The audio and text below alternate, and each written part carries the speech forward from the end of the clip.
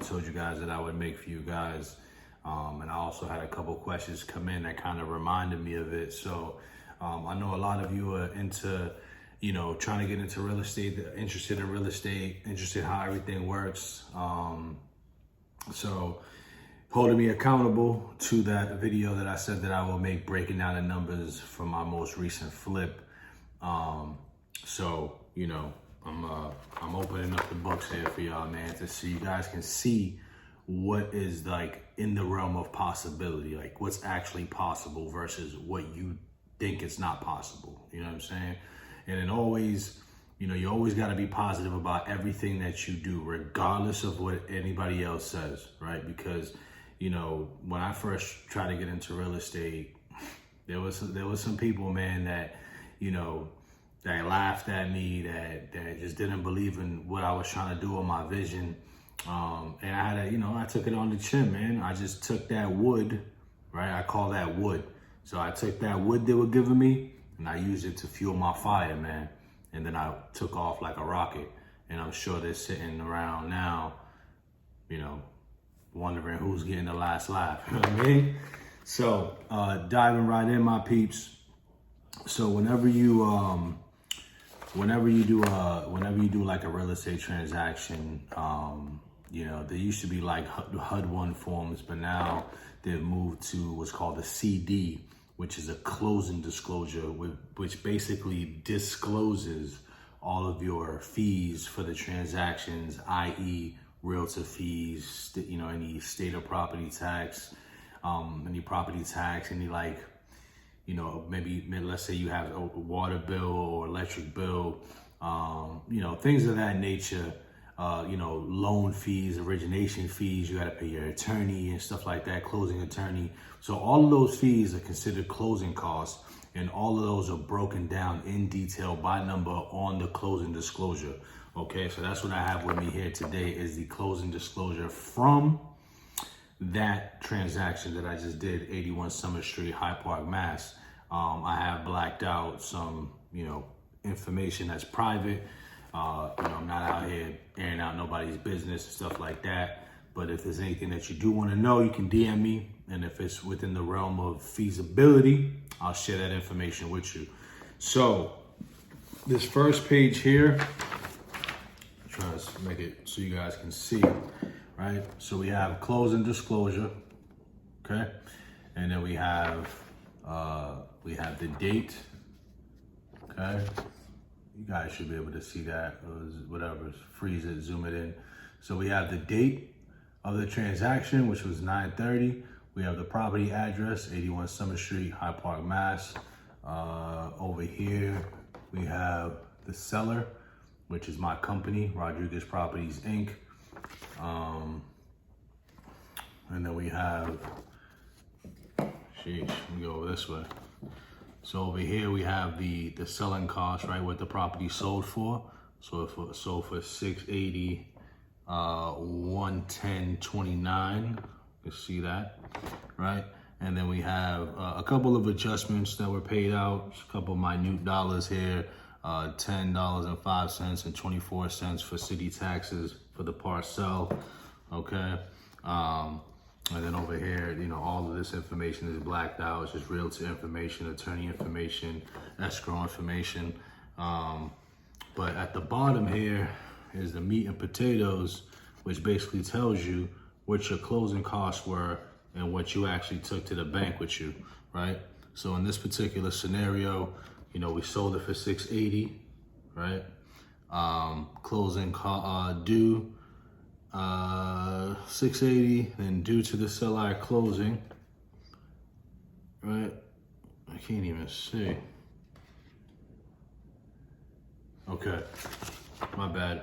It's kind of hard reading backwards, but you know, you have the $680 sale price, right? And then you have the take-home price, which is right here. You know, $378,983 and change. You can see that. Again, you can stop it and freeze in on it and zoom in on it, excuse me. So that's after, you know, paying your closing costs. So, you know I put up the post And it was just in general, you know what I mean, 680 minus the 279, or 270 actually, yielded a 410 walk away. But again, I mentioned that there was fees and stuff like that. So the total closing for this particular transaction was $31,767.64. Okay, so that's what the closing cost. So you take the 410 minus the 31,767, and then it gives you a total payout of the 378,983.21. Right, so that's what I took home after the transaction was complete. Right, so this is the other part of the CD. Right, closing disclosure, closing costs, right, detail up at the top. So we have over here, see it like this, in case you guys can see it. So we have property taxes that had to be paid, right? Then we have a couple of other parcel taxes, a couple of minute dollars right here. And then down here we have a breakdown of some more fees. You know, the courier fee, discharge procurement, the final order reading, real estate commission. So realtors took away a hefty amount there, if you can see that. That's $13,602 each. So it was a handsome payday because you know, the higher you sell the property for, the more the commission, obviously. And then we have a seller representation fee of 950 pesos. And then we have a wire fee of 50 pesos, right? And then that's me right at the bottom. My name, I'm the president of my company. And then you have the total right here, right? A total of what your closing cost is, which is $31,767.64. So I wanted to share those numbers with you. And those of you that know me, man, like, I'm not flexing, I'm not gloating, I'm humble about everything that I do because I know where I came from. I came from nothing, man. I didn't have much, you know, I had just you know, things to kind of survive. You know, we weren't destitute or nothing like that, but, you know, we just, you know, we didn't have much, you know what I mean? We had what we had to get through, and I appreciated everything that I had at the time, and I'm humble about everything that I do up until this point because of that experience. So, you know, I show these numbers and I talk about, you know, I used to be very conservative when it came to what I did, what my business was, you know, revenue and stuff like that. And then I started thinking of, like, you know, how can I inspire and motivate others if I don't share that information, right? If I don't share with you what the possibilities are, how much money you can actually make in real estate, whether you're flipping, you're buying and holding, you know, you're pulling out equity, whatever the case is. You know, you can use real estate as a vehicle to make you millions of dollars, man. And it's multiple people have done it, right? And real estate is literally the #1 profession in the world that has generated to date the most millionaires, okay? And that'll probably change over the next couple of years with, like, crypto and stuff like that happening now, you know what I'm saying? But as of to date, it's real estate, you know what I mean? So, you know, there you have it, man. You know, a little under $380,000 was made on profit on that property. You know what I'm saying? And we're going to take that and we're going to reinvest it into, you know, other projects. You know, I got a lot of things happening right now. You know what I'm saying? Our trucking business is taking off. You know, we're going to continue to invest into real estate, and then we're going to continue to invest in a couple of other projects that are going to, again, create additional streams of revenue for me and my family, man. So I say all that and I share all that to say this, man. Watch who you have in your corner, okay? Because the people that are in your corner, your enemies, the people that want to see you fail, the people that want to see you fall, are not fucking in the club, right? They're not 10,000 miles away. They're right in your motherfucking corner, man. They're your family, they're your friends, right? They're your best friends, they're your sisters, your brothers, right? Your mother, your father. These people that are directly involved in your life. These people that are just a fucking hand lengths away. right? These are the people that want to see you fucking fail, man. These are your fucking enemies. So watch who you have in your corner, okay? Because when you start to move different, when you start to make decisions that just go against what, you know, people are so used to, you know, seeing and doing, you know, you stick out like you're the bad guy. You stick out like you're the one that, you know, you think you're about to make these moves. You're the one that sticks out when it's like, oh, well, this person's thinking like that. Like, he's crazy, he's bugging. What? You know what I mean? Like, you start looking like you're the crazy person because they can't fathom. They don't have the same mindset. They don't have the same capacity or capability to think outside of that box that they have around their head. So be mindful of who you have in your corner, man. Be mindful of who you have in your circle, right? Surround yourself with people that want to see you do good, that push you to be better.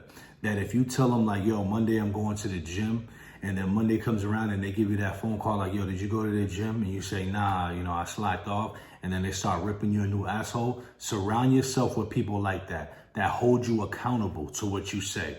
Because if you chill with people that don't hold you accountable to your words and to your actions, then guess what? You're never gonna produce shit, man. You know what I'm saying? When you hang around fucking cheap people, you know what I mean? A cheap person knows the price of everything, but the value of nothing.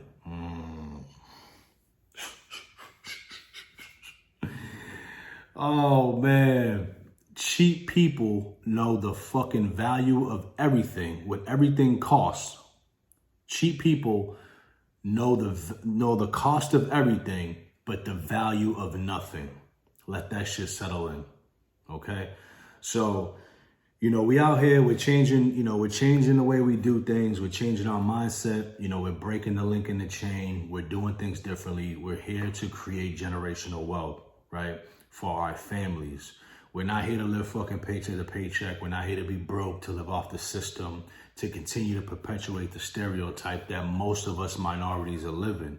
And it's by choice, because we live in the age of information.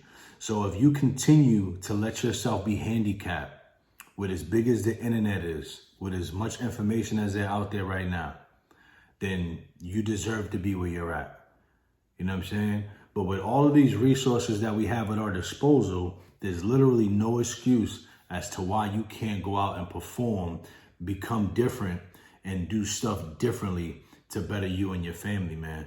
So I challenge all of you to make one change in your life, one change that you're going to be consistent with, that you're going to stick through regardless of you hit if the shit hits the fans 1,000 times, regardless of how many times it hits the fan, you're going to stay consistent, you're going to stay committed, you're going to see that motherfucker through to the other side.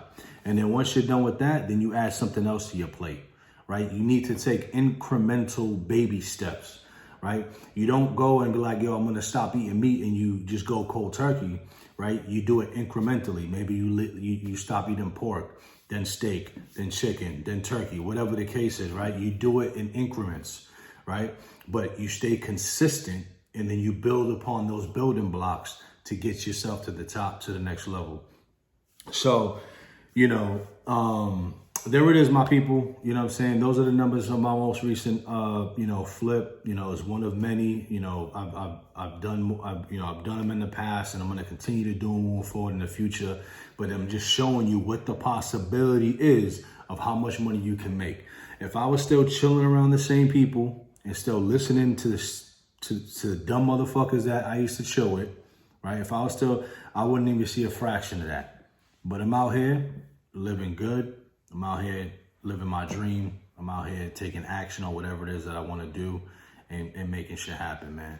So I challenge all of you to go out and do the same. You know what I'm saying? Adjust your surroundings, adjust who you're hanging with, right? Realize that you are a battery. When you go to sleep at night and you recharge, you wake up in the morning, you're at 100%. Your energy, your battery is a finite resource that needs to be allocated smart. That needs to be allocated with caution, for lack of a better term. But you need to be mindful of how you spread your energy throughout the day, because if you're wasting energy on stuff that doesn't serve you, then at the end of the day, you're being counterproductive to your growth, man. So there it is, my people. Go out and chase whatever dream that you want, man. Whether it be real estate, whether it be, the car salesman, whatever it is, man, that you want to do. You want to be an architect, you want to be a builder, whatever, man. Go out and pursue your dream. Go find your passion. Go immerse yourself in that environment and do it contrary to what anybody else thinks. Do it to the best of your ability. Give it 110% every single day, man. I hope everyone's well. Hope everyone's healthy. Till the next time. Peace.